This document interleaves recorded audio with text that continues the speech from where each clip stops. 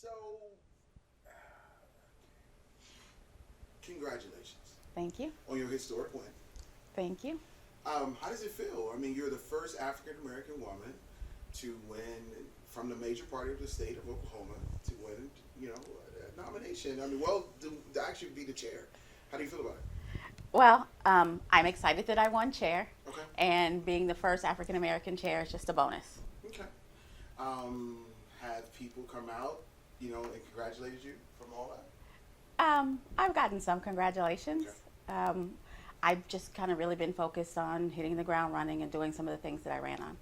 Okay. So, this is a historic win for you. I mean, It is. other people who are watching you from afar, maybe people of color, what does this mean for them, in your opinion?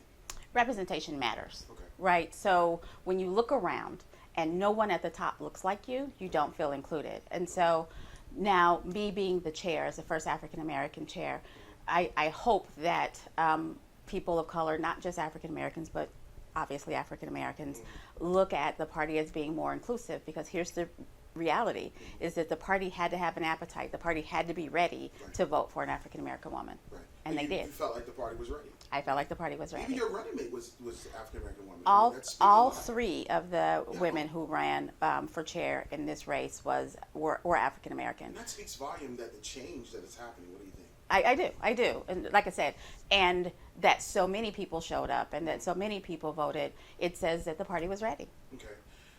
Since you've been elected, there has been a change, right? I mean, Right. state some of the positive change that you've experienced since being elected. Well, as I said, representation matters. Okay. So right now we have the most diverse Central Committee that the state has ever had. Okay. We have a record number of Native Americans on the Central Committee, and not just as part of the Native American Federation, Okay. right? They're involved in all different levels. We have a high level of LGBTQIA plus members on the Central Committee, and I believe we're at a record for African Americans as well. And so it is my hope that when people see that they understand that the party is ready, that the party is delivering a message of inclusiveness, and that folks show up. So for people who don't know what a central committee is, what it's at? The Central Committee is the coordinating body, the governing body of the Oklahoma Democratic Party. So it has representation from all 5 congressional districts and all of the auxiliary organizations, the Native American Federation, the Latinx Federation, the African American Federation, the Stonewall Federation, the Women's Federation. So it has all of the groups. It's the proverbial table that everybody's trying to get a seat at. So you can say that, the Democrats are addressing multiple issues, from Absolutely. different groups, would you say? Absolutely. Okay, cool. So, we came off this big election, and it was contentious. You've had some not so favorable articles written about you and this and that. Not necessarily about me. Well, not necessarily about you, but maybe about the process, possibly, right? And there are people, let's just be honest, there are people who feel that they were cheated or anything of that nature. You haven't really gone out and said much in reference to that. I guess the question would be is, how do you feel about the process of what happened? So I respect the process, Okay. right? And so that is part of the reason why I haven't come out, Okay. right? So I won by 12 votes. And that therein lies the rub, right? If I'd have won by a landslide, then we probably wouldn't be right here. Okay. But when it's such a small margin, it gives people pause. I'll Okay. say pause. I am not going to come out. We're going to let the process work its way through. Okay. Because in the end, I am sure that I will still be chair. But on the off chance that I'm not, I don't want to be on record saying negative things about our potential next chair, because it's about moving forward and getting Democrats elected. So that will be your message right there. That's what I wanted to ask you. Right. What is your message right now? It is truly about unity, which was what my acceptance speech was focused on. It's about unity and getting Democrats elected. Okay. That's pretty good. You have an opportunity to do pot shots, but you're not doing it. I'm not gonna. You're not gonna do it. Okay. So look, let's get into some of your platform here. Okay.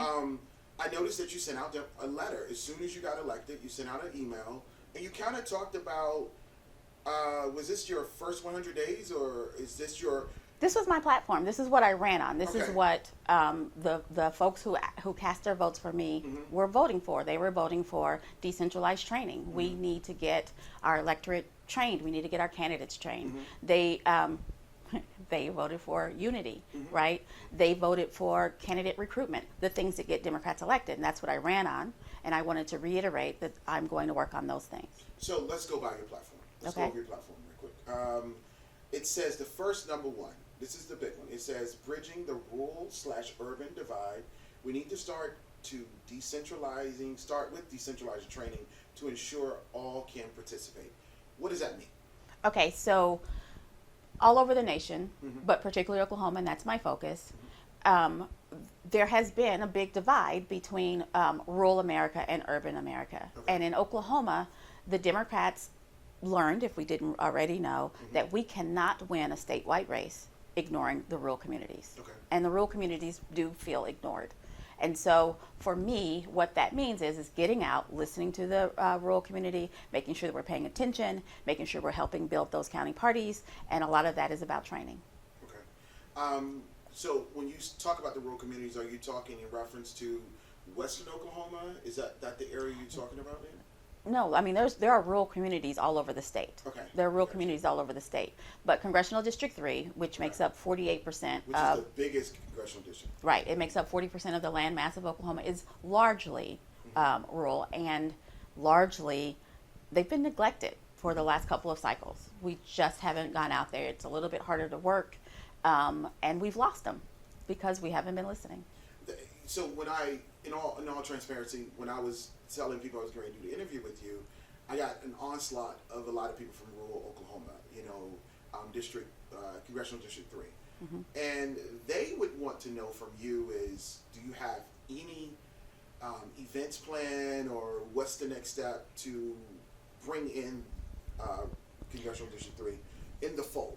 Okay, so I have been in communication with the leadership of Congressional District 3. That's Aaron York, Amber Jensen, and Daniel Sharon, because I ran on it, not because it would get me votes, but because it's real, right? It's a real thing. And so decentralizing training is a big deal.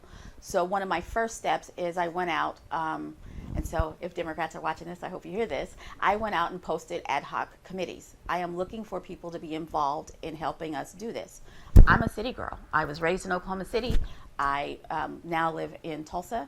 I need to hear what the rural folks believe, right? So the decentralized training is getting out into Texas County and Beckham County, and getting out into the rural counties and hearing what they need training on, and providing those trainings. Okay. As far as a sidebar, right quick, how we see Trump's party, I call it Trump's party, we see Trump's party getting behind their party, right?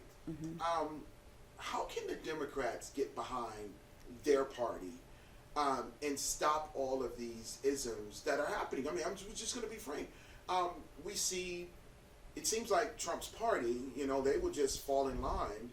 Even with the isms. Even with the isms, even with the allegations of improprieties and all those, but they will still fall in line. One of the key things that Democrats have always had is this infighting, right? That we can't evolve. Even former President Obama said he've evolved from an issue, from marriage equality. What I've noticed is that are Democrats able to take one issue that maybe possibly they had a stance on and now have evolved to something different? I think that in the last 4 years we have seen an evolution of Democratic policies, right? So we are moving further to the left, and that's an evolution. That's an evolution. And I will say that a lot of Democrats are united behind some of the more progressive issues. So I do think that we evolve. Now, the infighting, I think that that's also an opportunity for evolution, right? And it's just a matter of, I'm from Tulsa, right? And so it's a matter of us getting more familiar with one another, with me recognizing what the internal politics of some of these counties are and addressing them. Because ultimately, it should be the focus to get Democrats Get elected. Democrats elected. Would you agree? That's absolutely it. So all of our isms that we have, that could still be internal. I'm sure Trump's party has isms too. But when they go out, But they decide to unify. They Now, decide to unify. The beauty of being a Democrat, and I've been a Democrat since I was 18, Right. the beauty of being a Democrat is that we recognize and respect that although this person may be liberal and this person is progressive, we are still on the same team. Now, how we show that is a little bit different, but I do think that we do recognize and we hold each other more accountable than, as you call them, Trump's party. yeah, it's Trump's party. We're talking about your second issue here, unifying the party. It says we need to put our differences aside and focus on 2020 election. Can you elaborate a little bit more on that? Well, there are a lot of, I'm going to use the term schisms in the party, right? There are a lot of rural versus urban, Oklahoma City versus Tulsa, liberals versus progressives. There's a lot of like little internal deals, and the reality is we need to focus on getting Democrats elected, right? We need to figure out what it takes to get Democrats elected, and all of the little infighting silliness, right? We need to put it on the back burner because we have work to do. So, from a national perspective, we have the big campaign coming up, the presidential campaign coming up next year, and Oklahoma is a part of the Super Tuesday. Have they reached out to you, some of the candidates nationally coming into Oklahoma, setting up infrastructure? Have they reached out to you yet? There have been some campaigns that have reached out. As a matter of fact, I have a meeting a little bit later today. Okay. So yeah, they have started reaching out. I mean, the big push. Harris's campaign has been to town. Sanders, obviously, O'Rourke, because he was here. Trying to think. Those are the ones that I've not heard from Biden's campaign. Okay. But that doesn't mean that. That doesn't mean that they're not here. Right. So how does the state party play a role into all of these candidates nationally coming into the state? What role does the state party play? Well, okay, so there's the delegate selection convention. Okay. On April 4th. Next year. Yes, of next year, that we're preparing for. And so we are putting out feelers to all of the candidates because what we'd like to do is get them in here early. We want to get the message out that last election cycle we were 100% red state, but we do have some blue dots. We are on our way to being purple, and we are progressive. And how many delegates are at stake? 45. 45? 45. Okay. So there's 45 delegates that are at stake for Oklahoma. So that's why you have so many people coming into the state, right? Yes. Okay, great. From a state perspective, how are you looking for candidates? Are you talking about candidates to run for office in Oklahoma? Run for office in the state, like legislators and state offices. So one of the things that we're doing is we're building a list of people who've run recently, Okay. right? Because even the ones that weren't successful in their bid in 2016 or 2018, they've made a name for themselves. They have a little bit of campaign experience and some name recognition.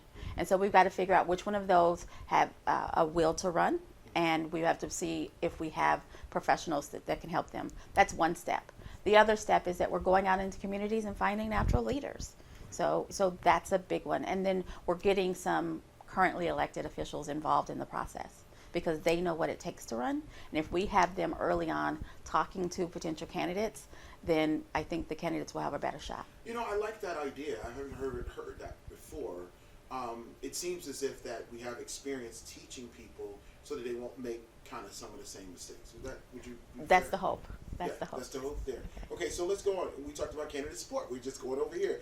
It says, number 3, it says candidate support. We need to make sure that each candidate has the resources and support they need to run a successful campaign. What does that mean? Okay, so the first thing is professionals. We need to have a bench of professionals in Oklahoma that can help candidates who are skilled, who know what to do. We also, and there's all different kinds. There's graphic design, there's fundraising, there's actual field programs. We need to make sure that we have enough candidates that can do that. But also, we need to make sure that we have trained volunteers who can knock doors when they need them to knock doors. I'd like to repeat what our most recently former chair did of having kind of a campaign in a box for those candidates who haven't raised as much money at the beginning, help them with a website and help them with a basic walk card so they have something to start with, so that they can hit the ground running. What about VAN, access to VAN database? Access to VAN is, I'm sorry, I didn't mention that one because it's a given. They need that tool. Right. And we're in the downtime right now. What we're doing is working on cleaning up VAN, making sure that past candidates have gone in and updated the data, making sure that we've cleaned up the data. Those are things that we're doing now in the off season. So for those who don't know what VAN is, can you explain? So I'm trying to cover all the bases. right. So Voter Action Network, and so basically what it is it's the Democrats' database of voters, but it also has Republicans and Independents in it, and where candidates can go in and identify likely voters. They can identify voters by neighborhoods, by districts, and it helps with reaching out to donors. It helps reaching out to what neighborhoods are the best to target, and so it's a valuable resource. Okay. So on the local level, for candidates, would be the same thing you would do on the state level? Absolutely. VAN access is available all the way down to the municipal level. Really? Yes. Wow, that's good. It's been a challenge in the past, so I'm glad that you're ready to make that available. Build a party, number 4, your last one. It says, we can't waste our momentum. I am committed to building a state party that is active, organized, and ready to elect Democrats in 2020. Let's talk about this. What is your first agenda of building the party? So I mentioned a little bit earlier about the committees. Right. So I am trying to build 9 committees. And on those committees, I'm trying to reach out to the electorate as a whole, with the hopes of A, building committees that actually work, but B, getting people involved in the actual process. And the more people that we can get involved, it's like the old Pantene commercial, they tell 2 friends, they tell 2 friends. We get people involved early on. They know the candidates, they're excited about the candidates, they're working for the candidates, and the party gets better and stronger and better trained. Right. Let's talk about the donations. Why is it so important to fund the party? So ODP, the way I look at it, is a service provider. Okay. We are there to help Democrats, right? So we are there to help elected Democrats that are already elected. We're there to help Democrats get elected. We're there to help provide training and information. And that costs money. It costs money for the people who are running the website. It costs money for the people who are filing our ethics reports. It costs money for the people who are building our field programs. Literature costs money. And so, yeah, it's important to help the party be there. And the party needs to be a hub, and that's what I'm working on. So, we have a Republican governor. Are you planning on meeting with this governor? Once I get myself a little bit more settled, yes. Okay. Yes. Do you have any questions for him or any of your agendas? I don't. What I would like to meet with him about is I've had a conversation with Leader Virgin and Kay Floyd. One of the things that I also think the party should do is amplify the message of our elected officials. And so if there's a message that the House wants us to get out, if there's a message that the Senate wants us to get out, we need to be out, amplifying that message all over the state. And as the head of the party, I hope to be able to take that conversation to the governor. Okay. Do you have any events scheduled? I do not have a free Saturday between now and Labor Day. Really? That is the truth. So tell us. I am going to Tahlequah. They're having a fundraiser. Tahlequah is one of our 4 blue counties. They're having a fundraiser. They're doing good work in Tahlequah, so I'm going there to support that. I'm going to, let me think. I don't know where I'm going. I've written them all down, but I'm going all over the state because I ran to represent the state, and so I need to be out and among the state again on the listening tour to provide the information. So you're doing a listening tour? That's what I'm doing. So all counties? As many counties as I can get to.